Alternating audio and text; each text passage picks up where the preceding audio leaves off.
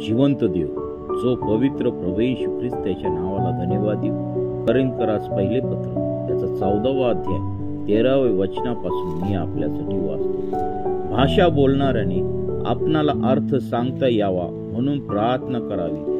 कारण जर मी अन्य भाषेत प्रार्थना केली तर माझा आत्मा प्रार्थना करीतो, पण माझ्या बुद्धीचा उपयोग कोणाला होत नाही. तर मग काय? मी प्रार्थना आत्म्याच्या सामर्थ्याने करणार व बुद्धीच्या सामर्थ्याने करणार. मी स्तोत्र आत्म्याच्या सामर्थ्याने गाणार व बुद्धीच्या सामर्थ्याने गाणार.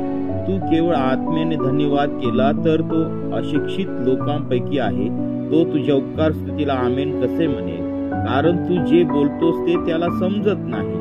कारण तुझे उपकार स्तुती करणे चांगले असेल तरी त्याने दुसऱ्याची उन्नती होत नाही. तुम्हा सर्वांपेक्षा मी अधिक भाषा बोलतो म्हणून मी देवाचे आभार मानतो.